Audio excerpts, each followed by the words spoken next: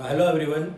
Today we are going to start our new exercise 4.6 and 4.6 exercise of chapter determinants totally based on the topic system of linear equations. ठीक है, system of linear equations हम class 6 से पढ़ते आ रहे हैं. हमने class 6 में linear equation 1 variable पढ़ा, 2 वेरिएबल्स पढ़े फिर और अब हम 3 वेरिएबल्स भी करेंगे. ठीक है, तो सिस्टम ऑफ लीनियर इक्वेशंस हमने 11th में भी पढ़ा था और अब सिस्टम ऑफ लीनियर इक्वेशन को मैट्रिक्स मेथड से हम किस तरीके से सॉल्व करते हैं आज वो देखेंगे. ठीक है, तो मैट्रिक्स मेथड से अगर हमारे को कोई क्वेश्चन में आए सिस्टम ऑफ लीनियर इक्वेशंस को सॉल्व करने के लिए तो हम किस तरीके से करेंगे हम उसको पहले से देखते हैं. ठीक है, तो अभी तक हम जो पढ़ चुके हैं इन क्लास 10th हमारे पास पेयर ऑफ लीनियर इक्वेशंस के बारे में हमने पढ़ा था जहाँ पे हमारी इक्वेशन कुछ इस टाइप से होती थी like a1x plus b1y plus c1 equals to 0 और a2x plus b2y plus c2 is equals to 0. Okay, तो यहाँ पे हमने बहुत सारी कंडीशंस पढ़ी थी कि दो लाइंस अगर होती है तो एक सिस्टम ऑफ लीनियर इक्वेशन है हमारे पास. अगर लीनियर इक्वेशन है तो लीनियर इक्वेशन एक स्ट्रेट लाइन को रिप्रेजेंट करती है राइट इन टू डायमेंशन. अगर वो स्ट्रेट लाइन को डिफाइन कर रही है तो हमारे पास तीन टाइप्स की लीनियर इक्वेशंस बनती थी. First intersecting lines, right. Second हमने पढ़ा था कि पैरेलल लाइंस.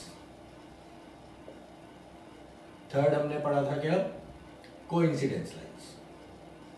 हमने तीन तरीके की लाइंस देखी थी वहां पर जो हमने क्लास 10 में पढ़ा था और इनको सॉल्व करने के हमने कुछ मेथड्स पढ़े थे लाइक सब्स्टिट्यूशन मेथड,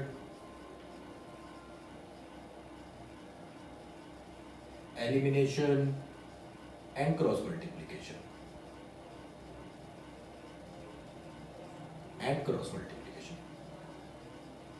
ये सब हम पहले पढ़ चुके हैं. ठीक है, तो हमने इन सब के बेसिस पे हमने ये भी चेक किया था कि जो इंटरसेक्टिंग लाइन होती है इनके यूनिक सॉल्यूशंस होते हैं. पैरेलल लाइंस का नो सॉल्यूशन होता था, means there is no common point between these two lines. And coincidence lines पे इनफाइनाइट मैनी सॉल्यूशंस मिलते थे हमें. तो ये सब चीज़ें हम पहले पढ़ चुके हैं राइट.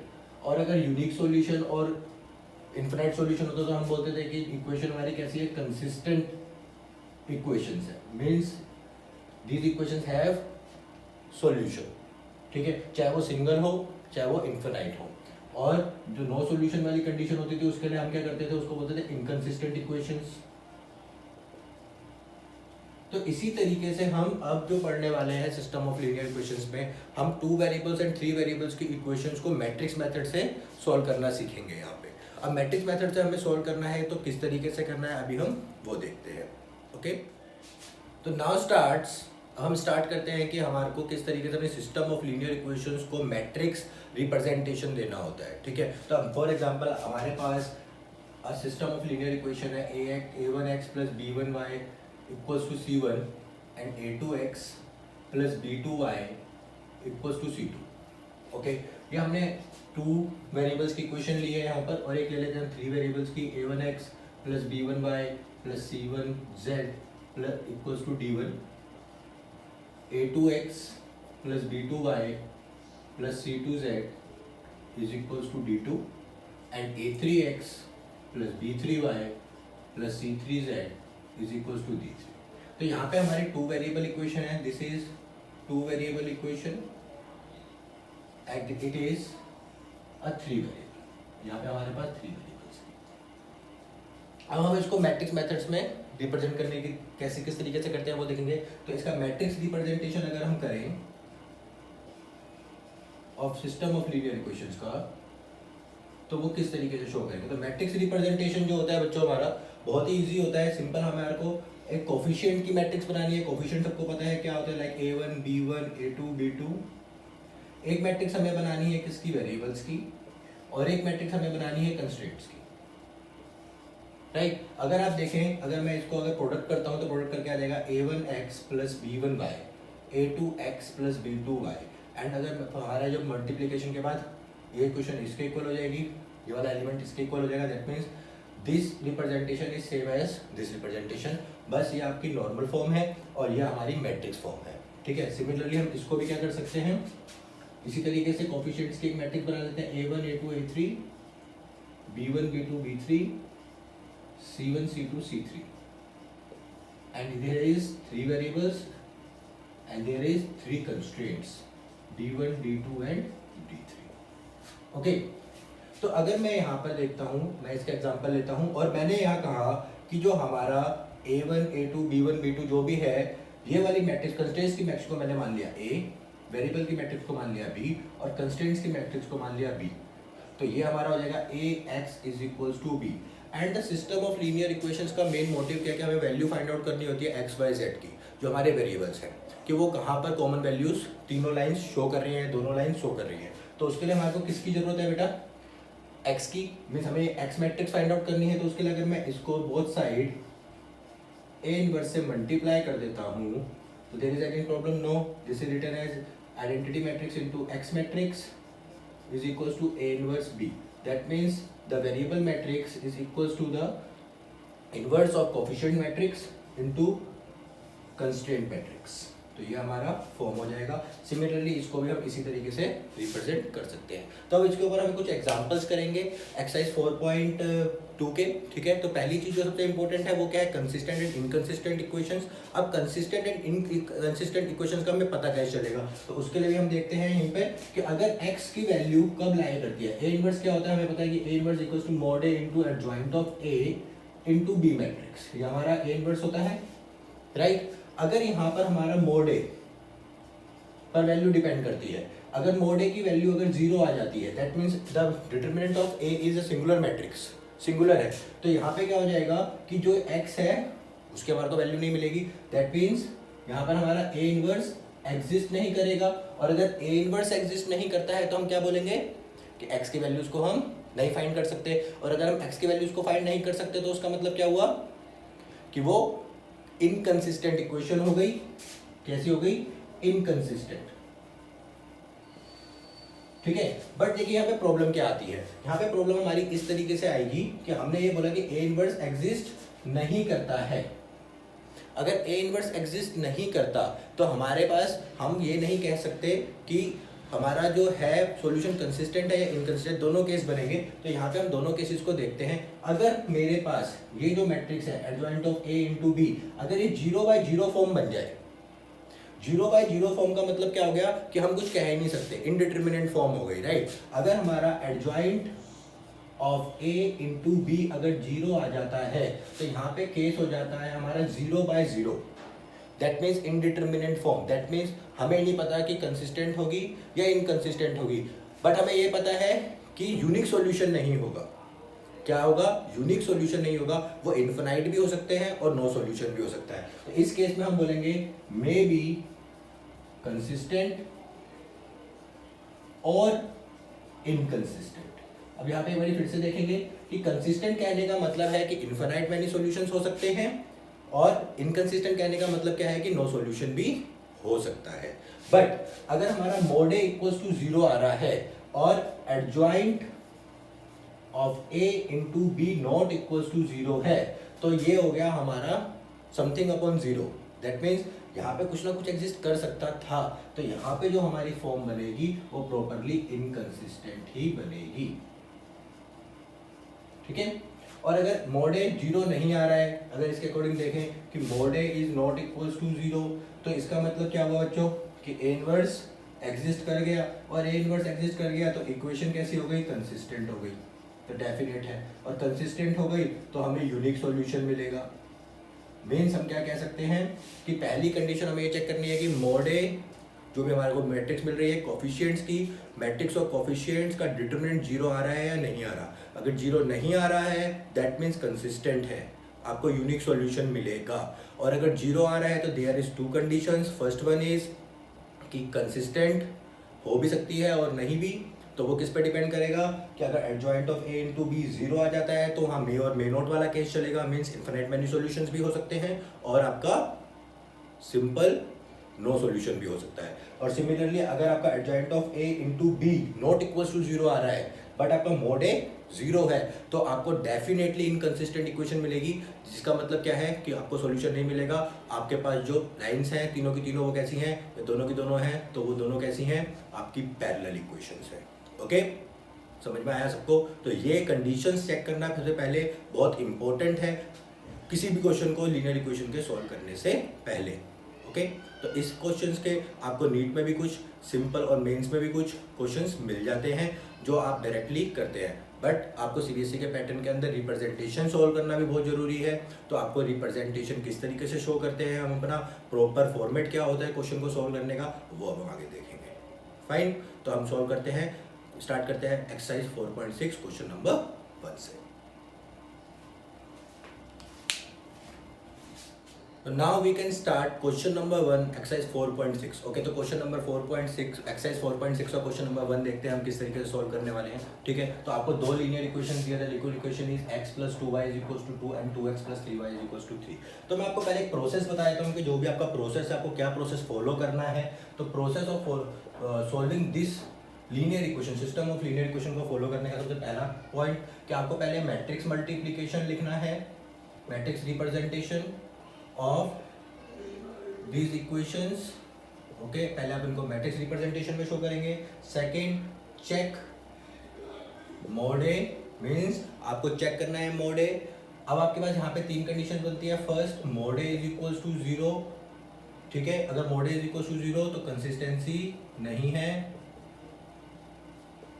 ओके, और अगर बी आपका मोड ए ≠ 0 आ जाता है तो कंसिस्टेंसी है, और अगर कंसिस्टेंसी जब है तभी आप आगे बढ़ेंगे।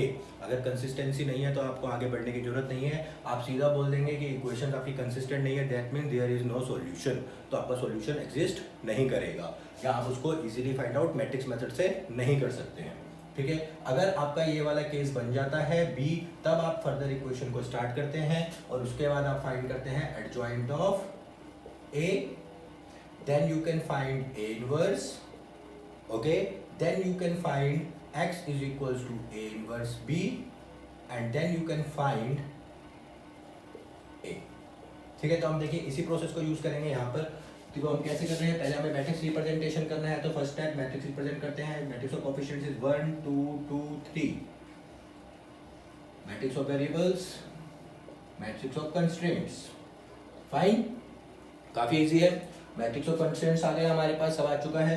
अब हमारे को मोड ए चेक करना है। तो मोड ए क्या हो गया बच्चों, this is 3 - 4 that is -1, this is not equal to 0। इसका मतलब क्या हो गया, कंसिस्टेंट इक्वेशंस आर कंसिस्टेंट। ठीक है, अभी आपसे सिर्फ इतना ही पूछा गया है कि इक्वेशन कंसिस्टेंट है या नहीं है। तो आपको सिर्फ मोड ए चेक करना है। अगर नॉट इक्वल टू 0 है तो कंसिस्टेंसी है, कंसिस्टेंट है, otherwise they are not consistent. तो अभी फर्स्ट क्वेश्चन में हमें इतना ही करना है, बट जो ये आगे के प्रोसेस है ये हम अपने नेक्स्ट क्वेश्चंस में करेंगे। तो हम नेक्स्ट क्वेश्चंस को सॉल्व करते हैं। Okay, now we are going to solve question number 3। तो क्वेश्चन नंबर 3 में भी हमें सिर्फ ये चेक करना है कि कंसिस्टेंसी है या नहीं है। ठीक है, अगर कंसिस्टेंसी है तो किस तरीके से चेक करनी थी, हमें सिर्फ मोड ए चेक करना है। तो first you can represent the matrix, representation of matrix. तो मैट्रिक्स रिप्रेजेंटेशन शो करते हैं XY 5 8। आपकी मैट्रिक्स ऑफ कोएफिशिएंट्स क्या है, 1 3 2 6। डिटरमिनेंट क्या आ जाएगा बेटा मोड ए का, 6 - 6 दैट इज 0। तो यहाँ पे अगर आप देख रहे हैं तो डिटरमिनेंट क्या आ गया, 0 आ गया। तो आप क्या बोलेंगे, system of linear equations are not consistent. Okay, तो सिर्फ आपको मोड ए चेक करना है। तो फर्स्ट 6 क्वेश्चंस बेटा आपको इसी तरीके से करने हैं।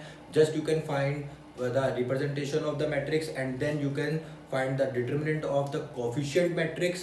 If the determinant of coefficient matrix is equals to 0, then you can say it is inconsistent or otherwise it is consistent, अगर determinant आपका non zero आता है।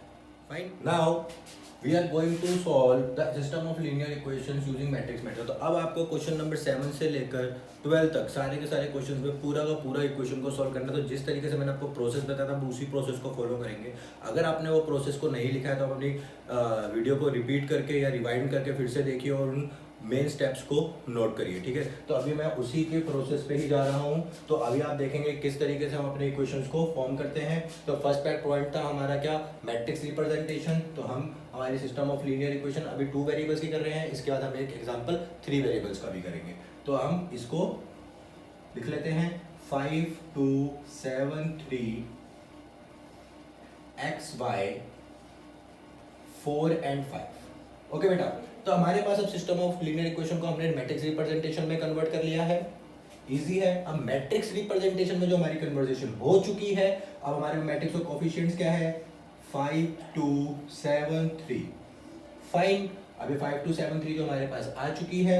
अब इसके बाद हम इसका पहले डिटरमिनेंट चेक कर लेते हैं। डिटरमिनेंट क्या है बच्चों, 15 minus 14 that is equals to 1 not equals to 0। That means system of linear equations are consistent and A inverse exist. That means A inverse exist. अगर ए इनवर्स एग्जिस्ट कर जाता है तो ही हम बोलेंगे कि हमारे सिस्टम ऑफ लीनियर इक्वेशन का सॉल्यूशन आएगा। तो अब हमारे को करना है, we can find A inverse, और ए इनवर्स को फाइंड करने के लिए क्या चाहिए हमें, minors and cofactors and adjoint. तो माइनर्स एंड कोफैक्टर्स अगर आपने नहीं निकालना सीखा है तो उसकी वीडियो भी मैंने आपका शेयर की थी, वो वहाँ से देखिए, उसको वहाँ से लर्न करें। और एडजॉइंट मैट्रिक्स की वीडियो मैं आपका शेयर कर चुका हूँ, तो उसको भी आप देखेंगे, ठीक है। तो एडजॉइंट ऑफ ए निकालना मैं आपको डायरेक्टली सिखा चुका हूँ कि अगर 2 क्रॉस 2 की मैट्रिक्स है तो एडजॉइंट ऑफ ए किस तरीके से निकाला जाता है। एक बार फिर से बता रहा हूँ, नॉन डायगोनल एलिमेंट्स का सिर्फ आपको साइन चेंज करना है। नॉन डायगोनल एलिमेंट्स का सिर्फ साइन चेंज करना है। तो मीन्स हमारे नॉन डायगोनल एलिमेंट्स क्या हैं, 2 and 7। तो इनका सिर्फ साइन चेंज करके आप एज इट इज लिख दीजिए, ठीक है। और जो भी आपका डायगोनल एलिमेंट्स है उनको इंटरचेंज करना है। डायगोनल एलिमेंट्स को इंटरचेंज करना है, फिर से बोल रहा हूँ, डायगोनल एलिमेंट्स को इंटरचेंज करना है। तो ये आपका डायरेक्टली क्या आ जाएगा, एडजॉइंट ऑफ ए। बट ये मेथड आप सिर्फ 2 क्रॉस 2 की मैट्रिक्स पे ही अप्लाई कर सकते हैं। तो इस प्रोसेस के लिए आप इसको थोड़ा शॉर्टकट मैंने आपको बता दिया है, डायरेक्ट लिखने का तो आप यहाँ से शॉर्टकट सीख लीजिए, ठीक है। तो हमने यहाँ पे ये लिख लिया, मोड ए आपके पास है तो इनवर्स क्या होता था बच्चों, 1 upon mod A into adjoint of A. And 1 upon mod A into adjoint of A क्या हो जाएगा, 1 upon 1 that is 3 minus 2 minus 7 and 5। तो हमारे पास एज इट इज मैट्रिक्स आ गई। तो हमारे पास ए इनवर्स आ चुका है अब सेम मैट्रिक्स जो एडजॉइंट थी। फाइन, हमारे पास एडजॉइंट मैट्रिक्स आ गई तो हमारे 3 स्टेप्स अब कंप्लीट क्लियर हो चुके हैं। Now we can find X. तो एक्स क्या था, हमारा वेरिएबल मैट्रिक्स, और एक्स की वैल्यू मैं आपको बता चुका हूँ, एक्स क्या होता था, A inverse B. Then you can find X, A inverse B is 3 minus 2 minus 7 and 5, and you can put the values of 4 and 5 here. Then you can multiply these. This is 12 minus 10 minus 14 plus 25. That is equals to, बताएंगे, minus 2 11. Okay, तो x आ गया। x की value क्या थी बच्चों हमारे पास, x and y, and this is minus 2 and 11. If you can compare these two matrices, तो x की वैल्यू क्या आ जाएगी आपके पास, -2, and y की वैल्यू क्या आ जाएगी, 11। इजी है। देखिए हमने वही स्टेप यूज किए। First step matrix representation, second step mod A find out किया, चेक किया गया इनवर्स एग्जिस्ट करेगा या नहीं करेगा, कंसिस्टेंसी है या नहीं है। उसके बाद adjoint of A, then A inverse, then variable matrix को फाइंड किया और वेरिएबल्स की वैल्यू फाइंड कर ली, ठीक है। तो 5 स्टेप्स 5 मार्क्स, ठीक है। बट जो 5 स्टेप तो 5 मार्क्स की मैं बात कर रहा हूँ। अगर आपका 3 मार्क्स में क्वेश्चन आता है तो 2 क्रॉस 2 मैट्रिक्स आएगा, मीन्स 2 वेरिएबल इक्वेशन होगी। और अगर 5 मार्क्स में आता है तो 3 वेरिएबल इक्वेशन होगी, दैट मीन्स 3 इक्वेशंस होगी, 3 क्रॉस 3 की मैट्रिक्स होगी। तो नेक्स्ट क्वेश्चन हम 3 क्रॉस 3 का करेंगे। नाउ हम एक क्वेश्चन 3 क्रॉस 3 का करते हैं बेटा, ठीक है। तो यही क्वेश्चन आपका है जो बहुत इंपॉर्टेंट है और इसी टाइप का क्वेश्चन आपसे पेपर में पूछा जाता है। तो ये मत समझिएगा कि जो मैंने आपको पहले से पढ़ा है वो सब बकवास था, कुछ भी बेकार नहीं था। आपको बेसिक्स से स्टार्ट करना होता है। पहले मैंने आपके बेसिक्स क्लियर किए थे। Now we are come to the main question जो आपका पेपर में डेफिनेटली पूछा ही जाएगा, या इस टाइप का क्वेश्चन आपका पेपर में रहेगा ही रहेगा ही। चाहे आपका फर्स्ट टर्म हो, चाहे आपका मिड टर्म हो, चाहे आपके प्री बोर्ड्स हो, चाहे आपका फाइनल एग्जामिनेशन हो सीबीएसई का। सीबीएसई पॉइंट ऑफ व्यू से मैं आपको बता रहा हूँ, ठीक है। तो हमारे पास है एक सिस्टम ऑफ लीनियर इक्वेशंस है 3 वेरिएबल्स की। हमारे को वही प्रोसेस यूज करना है। First we can find the matrix representation. तो मैट्रिक्स रिप्रेजेंटेशन क्या हो जाएगा हमारा, this is 1 -1 2 3 4 -5 2 -1 and 3 variables and constraint matrix. Same, फिर हमारे पास ए क्या आ गया है, 1 -1 2 3 4 and -5 2 -1 and 3, ठीक है बेटा। अब हमारे को पहले डिटरमिनेंट चेक करना है। हमारा डिटरमिनेंट क्या आ रहा है, तो 1 × 12 -5 -+ 1 and this is 3 3 is 9 -+ 10 plus 2 into -3 -8. Okay, so this is 7 and this one is plus 19, and this is minus 11, minus 22. This is minus 3, minus 3. This is 4. That is not equals to 0. That means A inverse exists. A inverse exist करेगा. ठीक है. A inverse निकालने के लिए हमें क्या क्या चाहिए होता था? Adjoint of A और adjoint of A निकालने के लिए क्या चाहिए होता था? कोफैक्टर्स. तो कोफैक्टर्स निकाल लेते हैं पहले. कोफैक्टर्स कैसे निकालते हैं? माइनस का यूज करके. तो मैं डायरेक्टली आपको कोफैक्टर्स निकालने दिखाऊंगा और उसमें माइनस भी सीख लेंगे. तो कोफैक्टर्स का हमारा फॉर्मूला क्या होता था? That is aij is equals to minus 1 raised to the power I plus j mij. यही फॉर्मूला होता था. तो हमारे को इसके लिए माइनस की जरूरत पड़ेगी. तो अभी हमारे को चाहिए कोफैक्टर्स. तो a11, a12, a13, a21, 22, 23, a31, a32, a33. तो हमारे पास इस टाइम 9 एलिमेंट्स है, तो हमें 9 कोफैक्टर्स चाहिए. तो 9 कोफैक्टर्स किस तरीके से निकालेंगे बेटा? तो फर्स्ट के लिए -1 की पावर 2, तो ये क्या हो जाएगा 1. तो हमारे को माइनर ये हमारा m11 के बराबर रहेगा, राइट. ये आपका माइनस m12 के, this is m13, this is minus m21, this is m22, this is minus m23, this is m31 minus m32 और m33. देखिए मैंने कुछ नहीं किया है, सिर्फ आई और जे की वैल्यू इस फॉर्मूले में पुट की है. और अगर आपका माइनस की पावर -1 की पावर इवन रहेगी तो सेम, और अगर ऑड रहेगी तो नेगेटिव का साइन आ जाएगा. Because -1 raise to the power odd हमेशा आपका -1 आता है और -1 raise to the power even आपका हमेशा 1 आता है. ठीक है. तो अब हमारे को सिर्फ माइनस चाहिए, तो हम माइनस निकाल लेते हैं. तो फर्स्ट माइनर क्या हो गया हमारा? फर्स्ट रो फर्स्ट कॉलम को कैंसिल करते हैं, दैट इज 7. तो ये हो गया आपका 7. सेकंड क्या आ गया आपका 19, तो माइनस 19 हो गया. थर्ड आ गया था आपका -11, दैट इज -11. ओके. अब आपको 2 1 निकालना है, तो 2 1 के लिए कैंसिल आउट करते हैं. ठीक है. तो ये हो गया -3 + 2, -3 + 2 इज -1, -1 इंटू माइनस, ये हो गया आपका positive. Okay. Now 2 2, this is 3 -4 -1, 2 3 -1 + 2 that is 1, और बाहर एक माइनस है तो -1. 3 1, 3 1 के लिए क्या हो जाएगा? This is 5 -8, 5 -8 is -3. Okay. And -3 2 के लिए क्या हो जाएगा? जल्दी से बताएंगे. 3 2 cancel, -5 -6 -11 and minus again plus, हो गया 11. एंड इसको कैंसिल करते तो 4 + 3 इज 7. ओके. तो यहाँ पे आपने अपने सारे के सारे कोफैक्टर्स को फाइंड आउट कर लिया है. अब हमारे पास सारे के सारे कोफैक्टर्स आ चुके हैं. तो अब हम निकालते हैं अपनी एडजॉइंट मैट्रिक्स. तो एडजॉइंट मैट्रिक्स क्या होती थी? Adjoint of A is a11, a12, a13, a21, a22, a23, a31, a32, a33 का ट्रांसपोज. ठीक है. यही होता था द मैट्रिक्स ऑफ कोफैक्टर्स के मैट्रिक्स का ट्रांसपोज ही हम एडजॉइंट ऑफ मैट्रिक्स बोलते हैं. तो हमने अब जल्दी से एडजॉइंट ऑफ ए निकाल लेते हैं. तो एडजॉइंट ऑफ ए क्या आ गया बेटा? मैं डायरेक्ट ट्रांसपोज करके ही वैल्यू पुट कर रहा हूँ. तो ये हो जाएगी कि 7 -19 -11 1 -1 -1 -3 11 एंड 7. यह आ गया आपका adjoint of A.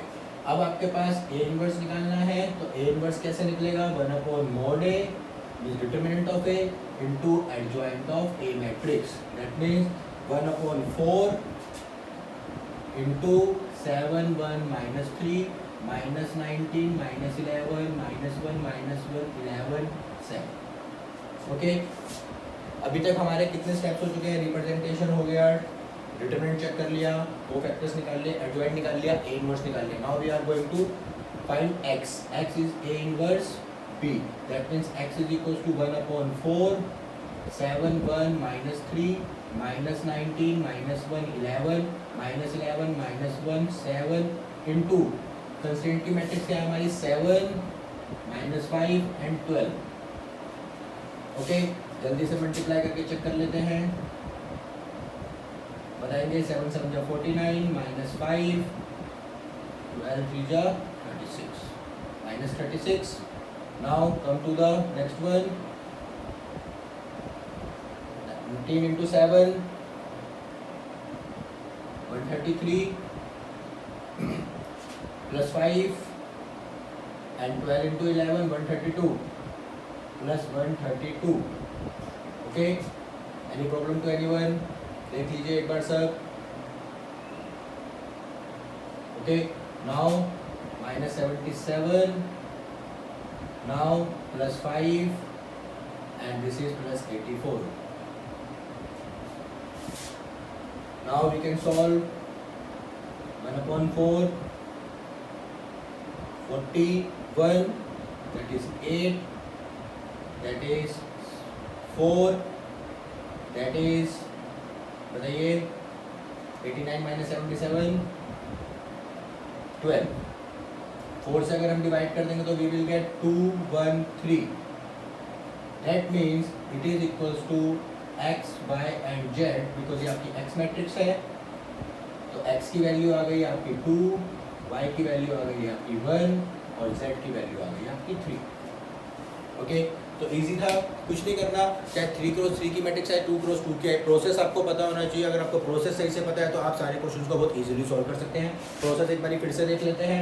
Matrix representation करनी है, फिर आपको मोड ए चेक करना है. अगर मोड ए 0 आ जाता है तो वहाँ पे क्वेश्चन खत्म हो जाएगा. आप बोलोगे कि इक्वेशंस कंसिस्टेंट नहीं है.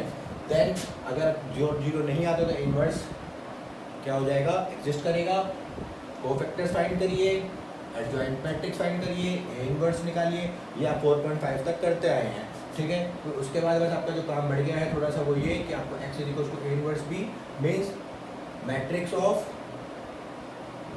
इनवर्स ऑफ कोफिशिएंट की मैट्रिक्स का इनवर्स मल्टीप्लाई कंस्ट्रेंट की मैट्रिक्स का प्रोडक्ट करके जो भी आपकी वैल्यू आ रही है उससे आपकी वैल्यू एक्स वाई जेड की आ जाएगी. तो आई होप आप सबको ये चैप्टर समझ में आया होगा, ये टॉपिक समझ में आ गया होगा बहुत इजीली. ये क्वेश्चन आपका 5 मार्क्स पे पेपर में रहता है बेटा, तो इस क्वेश्चन पे बहुत फोकस करना है आप. ओके.